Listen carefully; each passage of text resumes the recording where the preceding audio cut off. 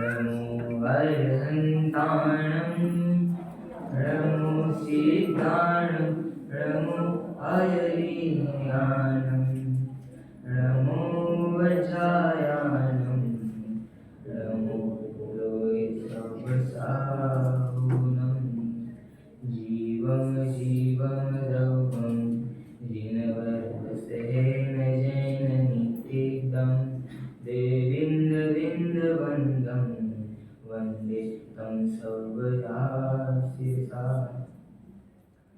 तो आज का विषय है जीव अजीव किसे कहते हैं। तो इस पूर्ण विश्व में यह जीव कोई ना कोई लाभ जरूर लेना चाहता है, पर एक कंफ्यूजन में फंसा है कि कौन सा लाभ लूं, कि कौन सी कंफ्यूजन है कि कौन सा लाभ लूं।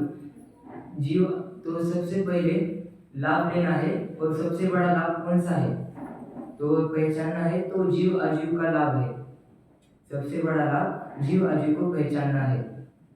इस समग्र विश्व में दो प्रकार के जीवों से यह समग्र विश्व भरा हुआ है। कौन से? तो एक है ज्ञानी और दूसरा अज्ञानी, एक मोही और एक निर्मोही, एक रागी तो एक द्वेषी। तो ज्ञानी क्या करता है कि पर वस्तु में अपना महत्व नहीं दिखाता, और अज्ञानी क्या करता है पर वस्तु में अपना महत्व और अपनत्व करता है उसमें। और विश्व में यह बात सत्य है कि पर वस्तु में अपनत्व और महत्व करना अपराध है। तो यह अज्ञानी जीव की धारा क्या है कि वह वस्तु उसकी न होकर भी उससे अपना महत्व दिखाता है और अपनत्व दिखाता है, बल्कि वह वस्तु उसकी नहीं है। हमने इस विश्व में कई सारे जीव और अजीव देखे, पर हमें यह नहीं पता है कि जीव किसे कहते हैं और अजीव किसे कहते हैं। इन दोनों में का हमें वेदांत नहीं पता है। तो सबसे पहले हम देखेंगे कि जीव किसे कहते हैं। तो जीव की तो कई सारी परिभाषा है, जैसे कि जीवे तो जीव, जो जानता रहता है वे जीव है, जो सुख दुख का अनुभव करता है, वेदन करता है वे जीव, जिसमें ज्ञान पाया जाता है वे जीव है। पर इतना सब भी होकर भी यह अज्ञानी जीव क्या कहता है कि खाली पेट में दिमाग की बत्ती नहीं चलती, इसमें ज्ञान का और भोग का क्या संबंध है।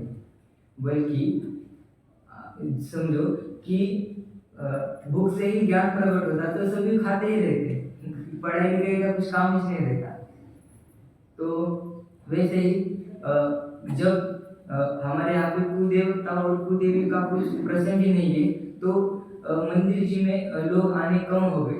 तो भट्टारकों ने क्या लिखा कि शास्त्र में ऐसी रचना की कि जो हमारे मंदिर जी में है क्षेत्रफल से कहते हैं वो लगाया जाए, जिसे देख के सभी मंदिर जी में दर्शन लेने आएंगे। तो ऐसा लिखकर उन्होंने उसकी प्रसिद्धि बढ़ा दी। वैसे ही ये अफवाह फैली गई है कि भूख के कारण अपना शरीर स्वस्थ रहता है और अपना ज्ञान बढ़ता है। ये तो अफवाह है, इससे भूख का और ज्ञान का कुछ संबंध नहीं है। तो हम रोज पंच परमेश्वरी जी का स्मरण करते हैं, तो आत्मा को ही नहीं जानेंगे तो पंच परमेश्वरी को समझना बेकार है।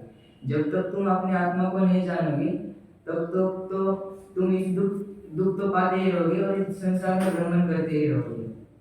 तो हम जो जीव है, हमने इतनी सारी बातें की और उसमें जीव और आत्मा नाम से लिया।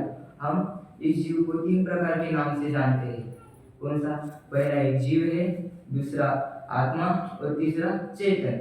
तो एक बहुत सुंदर भक्ति आते हैं, चेतन है मेरे पास मुक्ति मिलेगी। यह चेतन मेरे पास है, मुझे अब ऐसा लग रहा है कि इस संसार से मैं मुक्त हो चुका हूँ। तो यह आत्मा का कोई तो कुछ बिगाड़ नहीं सकता। हमारा बाहरी जो शरीर है उसको ही कुछ खरोच आने है वो लग सकती है, पर हमारे आत्मा का कोई कुछ बिगाड़ नहीं सकता है। शस्त्र से भी मैं कभी कटता नहीं, अग्नि से भी मैं कभी जलता नहीं, जल गलाए तो कभी गलता नहीं, मैं सदा गायक स्वभावी आत्मा। कि कितने शस्त्र चलाने हैं वो चला लो, कितनी आग्नि जलानी है वो जला लो, पर मेरी आत्मा एक सदा गायक स्वभावी रहेगी और रहेगी। मेरा आपसे एक प्रश्न है कि ये जो आत्मा है वो जन्मती है या मरती है, कोई बता सकता है? उसका तो अंत ही नहीं होगा, अनादि से है और अनंत तक रहने वाली है। तो फिर क्या यह जीव क्या करता है? रे जीव रे तू अपना स्वरूप देख तो जरा, रे जीव तू अपना स्वरूप देख तो जरा। इस अपने स्वरूप को समझकर ही हमें हमें आत्मकल्याण की प्राप्ति होगी। जैसे कि हमने बाहर बहुत देखे होंगे कि बाहर हिंदुओं में देखेंगे तो कहते हैं कि मैं राम का भक्त हूँ, मैं अन्य देवता का भक्त हूँ, पर हमारे एक जिन धर्म में क्या बताया है कि अरे जीव तू कोई भक्त नहीं है, तू एक स्वयं भगवान आत्मा है, कि तू एक स्वयं भगवान आत्मा है। क्या कहते हैं कि भक्त नहीं भगवान बनेंगे, है ना? कि यह भक्त नहीं है, ये भगवान है। इतना सब कुछ होकर भी ये किसके पीछे भागते रहता है? पैसों के पीछे। क्या रखा है इस पैसे में? इंग्लिश में क्या बोलते हैं? Money is everything. इतना सब कुछ, मनी ही सब कुछ है, तो मंदिर के चक्कर क्यों काटने वाले? मंदिर के चक्कर क्यों काटता है? दिन भर कहता है मेरा आज का दिन अच्छा जाने वाला है, जाए, फिर मार्क्स अच्छे पड़े, फिर नौकरी अच्छी लगी, भगवान के सामने जाके मांगता है ना कि ऐसा ऐसा चाहिए, ऐसा ऐसा आदि चाहिए। तो फिर ऐसा क्यों मांगते हैं कि पैसे ही सब कुछ होने पर भी? यह जीव तो पैसे की लालच में अंधा हो जाता है, मौत भी नहीं दिखती उसको सामने। तो मैं आपसे पूछना चाहता हूँ कि पैसों से हमारी रक्षा होती है कि धर्म से हमारी रक्षा होती है? अब यहाँ पे बैठे तो सभी कहेंगे धर्म से हमारी रक्षा होती है। तो फिर मैं आपको बताऊंगा कि पैसे लिए और 2 ब्लॉक्स किए, और एक ब्लॉक में लिया कि ज्यादा पैसे होने के कारण दुख की प्राप्ति, और इधर के ब्लॉक में लिया कम पैसे होने के कारण दुख की प्राप्ति। अभी दोनों में भी दुख बताया गया, तो आप कहेंगे कि दोनों में भी दुख, पैसे ज्यादा होने के बाद तो सुख होना चाहिए, लग रहा है ना? तो फिर कैसे? तो जब पैसे ज्यादा होते हैं तो रेट ना बढ़ जाए, चोरी ना हो जाए, फिर चोरी ना हो जाए इसलिए कहाँ का रख देते पैसे? वॉच के पीछे रख देते, फ्रेम के पीछे रख देते, कोई कोई बॉक्स के पीछे अंदर भी छुपा के रख लेते हैं, या फिर मोबाइल के कवर के पीछे की जो साइड रहती है वहां पे भी छुपा के रखते हैं कि यह पैसे चोरी ना हो जाए। फिर दूसरा ब्लॉक क्या देखेंगे कि कम पैसे होने के कारण दुख की प्राप्ति होती है। कैसे? तो आपके पास कोई आके कहता होगा कि अभी नौकरी की चिंता चल रही है, पैसे भी कुछ नहीं मिल रहे, और नौकरी है तो उसकी पगार भी कम आएगी, इसी कारण ये दुख है। तो अभी इसके कारण लालच भी उत्पन्न होती है। कैसे? कि सामने वाले के पास पैसे ज्यादा है और अपने पास पैसे कम है, तो उसको देख के लालच उत्पन्न होती है कि मेरे पास भी पैसे होने चाहिए। तो यह लालच का मार्ग बताता है। तो एक पैसे के कारण यह जीव लालच और चोरी के दो मार्ग पे चला जाता है इन पैसों के कारण। तो धर्म क्या कहता है? धर्म का एक ही मार्ग है, सच्चा मार्ग, आत्मकल्याण। क्या कहता है कि जब हम बचपन में हम इधर उधर भटकते रहते हैं, तब हमारी माँ हमें लोरी गाकर हमें सुलाती है, पर एक जिनवानी माँ ऐसी है जो हमें जगाने की लोरी गाती है। क्या कहती है कि अभी तेरे आत्मकल्याण का समय आ गया है, यह दुर्लभ मनुष्य हो कभी फिर वापस नहीं आने वाला। क्या? यह दुर्लभ मनुष्य हो कभी वापस नहीं आने वाला, इसका सदुपयोग करो और अपने आत्मकल्याण की प्राप्ति कर लो। ऐसे कहते हैं हमारी जिनवानी माँ। माँ जिनवानी तेरो नाम सारे जग में रंगे, तेरी उतारू आरती माँ तेरो नाम धन्य है। और फिर बाद में छड़ाला जी में भी पंडित दौलत राम जी ने बहुत अच्छा छंद बोला है, जिसमें बचपन से लेके वृद्धपने तक हमें पूरा बताया गया है कि यह जीव बचपन से वृद्धपने तक कैसा कैसा मतलब बर्ताव कैसा कैसा करते हैं। बालपने में ज्ञान न रहो, तरुण समय तरुणी रत रहो, अर्धम तक सम बूढ़ापनो, कैसे रूप लखे आपनो। कि क्या? कि जब जन्म होता है तब तो ज्ञान नहीं रहता है, खेलकूद में अपना समय व्यर्थ कर देता है, तरुण होता है तब नौकरी के पीछे, कॉलेज के पीछे भागते रहते हैं, शादी होने के बाद बीवी बच्चों के पीछे भागते रहते हैं, बाद में क्या वृद्ध होने के बाद सुनाई नहीं देता, आंखों से दिखाई नहीं देता है, पैरों से चलने नहीं आता तो हाथ कांपने लगते हैं।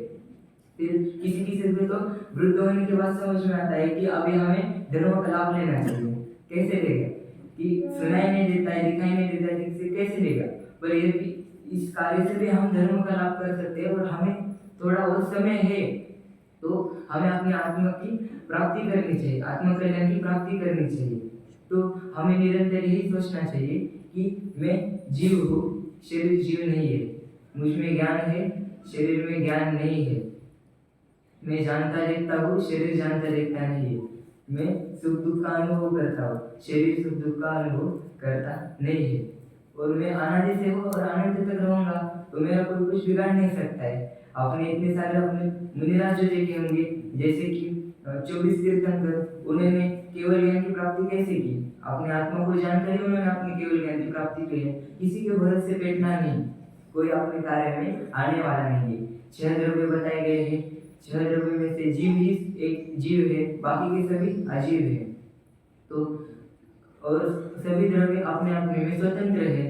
करता धरता कोई अनु स्वयं में दीन है। कोई किसी का करता धरता नहीं है, कोई किसी के कार्य में संबंध देने के लिए आने वाला नहीं है। तो फिर मैं क्या कह रहा था, 24 तीर्थंकर जिन्होंने केवल ज्ञान की प्राप्ति की है, वे कैसे किए? अपने स्वरूप को जान किए, जीव राज्य को पहचान किए ना। जितने भी बाहरी हम मुनिराज देखते हैं, जैसे कि यशोधर मुनिराज जी, गज कुमार जी, जिनके नाम से गजपति सिद्धि क्षेत्र पवित्र भूमि कहलाते हैं। फिर हम लेंगे 24 तीर्थंकर जी, जिसमें पार्श्वनाथ भगवान पे भी उपसर्ग हुए थे, वे क्या सोचते हैं? फिर रक्षाबंधन पर्व में 700 मुनिराजों के आजू बाजू में आग लगाई गई थी, तो वे क्या सोचते थे? किसी किसी के तो अंग भी जल गए थे, तो वे क्या सोच रहे थे? मेरे शरीर को हो रहा है तो हो रहा है, पर मेरी आत्मा का कुछ बिगड़ नहीं सकता है, मैं डिगने नहीं वाला हूँ। जो भी बिगड़ने वाला है वे मेरी शरीर के उत्कर्ष शरीर नहीं है, ये बाहरी शरीर का बिगड़ने वाला है, समझ लो। तो फिर बाद में जो मुनिराज जो रहते हैं, एक भक्ति भी आते, शीतकाल दरिया के किनारे, शीत मास दरिया के किनारे, मुनि बूंद सहे छिन छिन में। कि इतनी गर्मी रहती, इतनी बरसात रहती, इतनी ठंडी रहती, तो भी अपने आत्म ध्यान में लीन रहते, कुछ दिख नहीं पाते, इतने उत्सर्ग होते, तो भी अपने आत्म ध्यान में ही अपने स्वरूप में ही वे लीन रहते हैं ना। तो फिर वे ऐसा तो नहीं सोचते कि शरीर को बनाए तो किसी को मदद के लिए बुलाया जाए। उनको पता है कि करता ना धरता कोई है, अनु स्वयं में लीन है, कोई किसी का करता रहता नहीं है। तो हमने इतनी सारी जीव आत्मा के बारे में, जीव के बारे में एक ही है, हमने इतनी सारी चर्चा की, पर आप क्या समझ रहे? मतलब जो यहाँ पे पहली बार आ रहा होगा तो वो क्या समझेगा कि आत्मा मतलब क्या? ये कौन सी भूत प्रेत वाली आत्मा नहीं, ये हमारी शुद्ध त्रिकाली भगवान आत्मा है, जिसमें सिर्फ और सिर्फ जानने और ज्ञान की उत्पत्ति होती रहती है। तो हम अभी अजीव का स्वरूप जानेंगे कि अजीव में भी 2 भेद बताए गए हैं, जैसे कि जीव और शरीर में दूध और पानी जैसा संश्लेष संबंध, और दूसरे भेद में क्या बताया गया है कि जीव और शरीर में दूध और पानी जैसा संश्लेष संबंध ना हो। जैसे कि दूध में पानी मिला या फिर पानी में दूध मिला, दिखेगा तो दूध ही सफेद ही दिखने वाला है। वैसे ही अपने आत्मा के साथ यह शरीर अटैच है, तो आत्मा ने जीव क्या समझता है कि एक ही है, शरीर और जीव एक ही है, यह समझता है। फिर दूसरे भेद में क्या बताया गया कि जीव और शरीर इनमें दूध और पानी का संश्लेष संबंध ना होना। जैसे कि ये कार्य अभी मैं सिर्फ प्रवचन के लिए यहाँ पे बैठा हूँ, बाद में प्रवचन होने के बाद मैं चला जाऊंगा।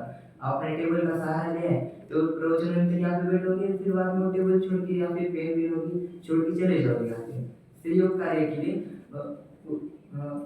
उत्पन्न होने वाले यह कार्य, उसी प्रकार हमें अपने आत्मा का कल्याण करना चाहिए और आत्मा को जानकर जीवायु का भेद कर हमें केवल ज्ञान की प्राप्ति करनी चाहिए। इस पंचम काल में तो हमें मोक्ष नहीं होगा, पर आगे की पर्याय जो भी मिले वह अच्छी मिलनी चाहिए।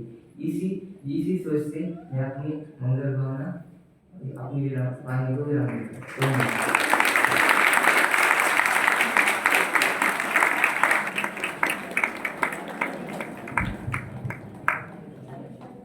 अभी हम सभी ने मोक्ष की यश कक्षा 10वीं मैं आपको यश के बारे में बताना चाहूँगा कि यश कक्षा 9वीं में अध्ययन के लिए आया था और अभी यश के मात्र 1.5 साल ही हमारे गुरुकुल में हुए हैं और 1.5 साल में इतना सुंदर वक्तव्य प्रस्तुत कर रहे हैं। अभी 1 साल पूरा पढ़ना बाकी है, 10वीं पूरा करेगा और भी है ना करेगा, तो और भी इसमें और ज्ञान की वृद्धि होगी। तो इस प्रकार भी हमने मोक्षार्थी यश के बारे में सुना। अभी मैं बुलाना चाहूंगा हमारे कक्षा 9वीं के विद्यार्थी मोक्षार्थी विराज वो आए और तीर्थंकर और भगवान का जो विषय दिया है, तीर्थंकर भगवान दिया है, प्रस्तुत करें मोक्षार्थी विराज।